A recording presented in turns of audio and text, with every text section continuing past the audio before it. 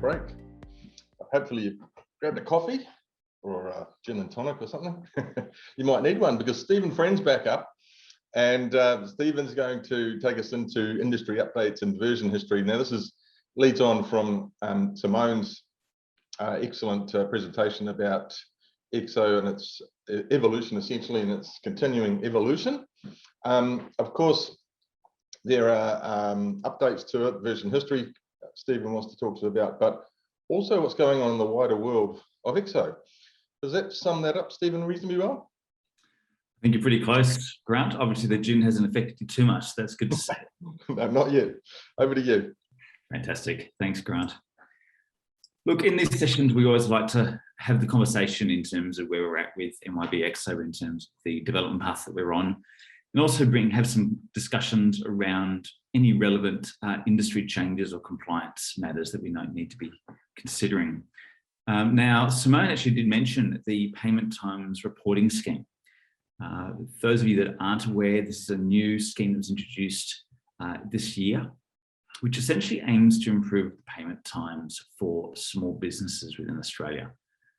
As a part of that, it's essentially bringing into play mandatory reporting for businesses which have an annual revenue in excess of $100 million, where they have to report on their payment terms and times to their small business suppliers. The scheme is really about trying to provide some transparency. You'll actually see that there's information that's going to be made available in a public register effective October 2021, and support for the payment times reporting scheme has been added effective version 2021.2 or later within Exo. Of course, e-invoicing is one of the topics we've discussed in a number of our previous user groups, and it's something where we're certainly seeing more and more conversations in terms of the applicability of that to our clients. E-invoicing has been introduced across both Australia and New Zealand. A little bit of information around those. For those of you that aren't aware, we've adopted the PPOL interoperability framework, which is a common framework being used across many countries worldwide. There's a number of links there, which we'll be sharing in the slides after these sessions. You can find some information on the Treasury site, as well, of course, the ATO and the NZBN websites, which really are the go-to portals in terms of e-invoicing information. As of the 1st of July 2021, the Commonwealth had mandated that e-invoicing was mandatory for all agencies, essentially trying to get to that point of having 80% of invoices received electronically. They're also consulting around options on mandatory adoption of e-invoicing as a way of bringing some cost savings and other benefits, not only into the government sector, but also private sector as well. There was a release in December 2019 when the first Wellington business started undertaking invoicing. And certainly we're seeing greater interest, particularly around clients that are government related, either public entities or those private organisations that are working closely with the government. With that, e-invoicing is becoming a common requirement, but certainly it's a good natural successor to the work a lot of us have done around EDI or electronic data interchange, and how we just make this a part of our businesses, how we get those efficiencies and get rid of all this manual data entry that we see across those sorts of accounts payable roles that typically exist in most of our organisations, not really adding too much value in terms of the process. In terms of next steps, Australia and New Zealand have both accredited a number of service providers to support this e-invoicing initiative. We'll actually see that quite a number of EDI providers have taken that on board, which is a natural sort of segue to the services that they currently provide. So if you are interested in pursuing e-invoicing or are being pressured to undertake e-invoicing initiatives as a part of your relationships with government organisations potentially, please don't hesitate to reach out to your partner and also explore that with your EDI van of choice if you're already working with one. In terms of our Exo releases, of course, we recommend that clients undertake regular upgrades of MYOB Exo. There's a number of reasons for that. Of course, there's significant new enhancements and increased functionality. That's really core to a lot of us as we really start to focus on those performance improvements, those efficiencies that we can get, those transformations and integrations that we can undertake. A really big aspect of that, though, as well, is this requirement for ongoing and improved compatibility with the Microsoft software stack. Of course, Exo runs on Microsoft Server software, being Microsoft Windows Server, Microsoft SQL Server. It relies upon your desktop operating systems with Microsoft Windows, and of course utilizes Microsoft Office for email integration. So you'd be surprised the number of organizations that go through an update to their infrastructure, change their versions of Microsoft Office over the weekend, and then come in on a Monday to find that their mail shot's not working as expected. So it's really important just to make sure that you plan your Microsoft infrastructure upgrades in conjunction with your Exo upgrades, and try and align them in such a way that Exo continues to work and continues to sort your business in the way that we need it to. Of course, each successive version of Exo does introduce bug fixes. Bugs within software are unfortunately one of those things that do exist. They're still written by people. And of course, we're yet to achieve perfection in code. The other benefit of each Exo release as well is the effectiveness of ongoing staff training. Any training that you get around Exo, particularly the Head Start, and more often than not, the online Head Start courses these days, is usually undertaken on the most recent version of Exo. Having your staff trained on the most recent version of Exo to identify a feature that they'd like to take advantage of, only to identify that you're using an older version of Exo, can be really frustrating. And of course, the final reason is about ensuring ongoing support from MYOB. MYOB does have a 2-year rolling MYOB Exo version support policy.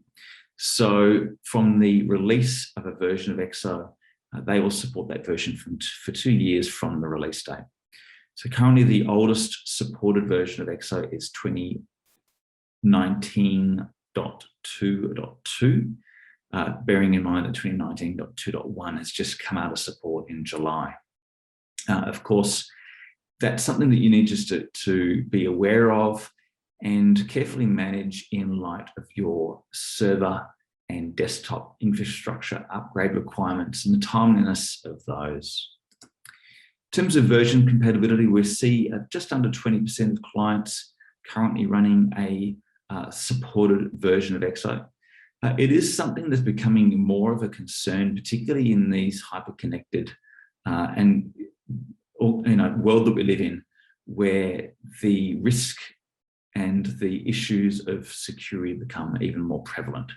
Most of you would have actually seen an update that's come out recently in terms of the MYOB API changes, and that there's a fundamental MYOB API change being made in the end of the year. That's essentially as a result of a security layer change, and that MYOB needs to enforce a newer version of security authentication. To support that within Exo, you will actually be required to undertake a version upgrade to a newer version of Exo, or an API upgrade if you're on a version of 2018.5 or later.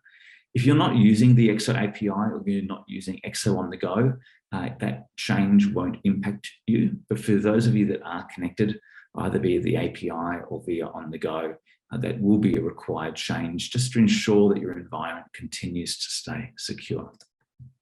In terms of Exo releases, we typically see between 3 and 5 releases each year. I'm not going to go through the detail of what those releases entail, but suffice it to say, there's a lot of major release benefits that come, a lot of improvements to features, a lot of changes that can really drive value within our organizations.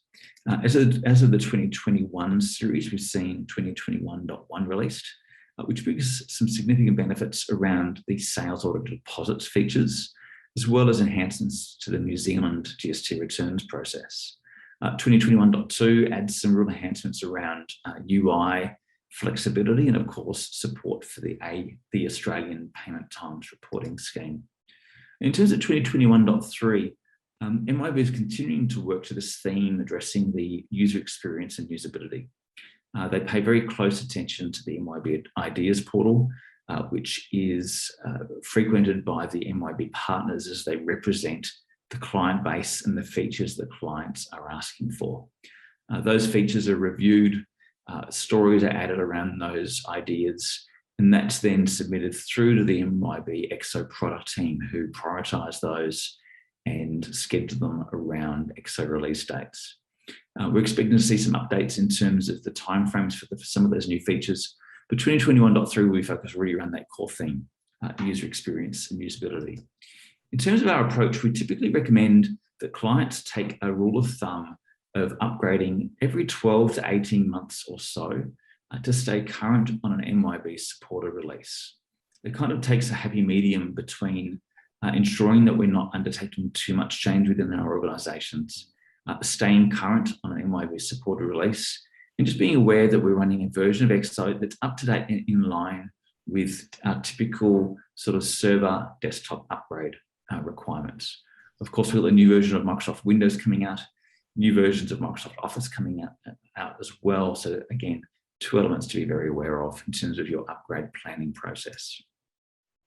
In terms of the approach to releases, we do recommend a structured upgrade methodology, particularly where you're running an older version of Exo where you have complex integrations or customizations to support your organization.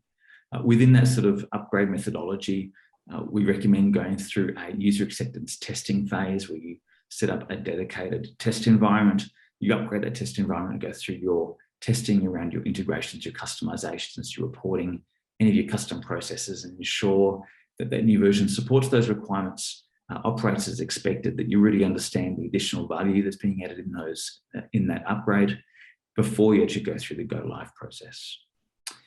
Now, from here, we're actually just going to hand straight back to Grant as he introduces Murray for our Exo tips and tricks. Thank you, Grant.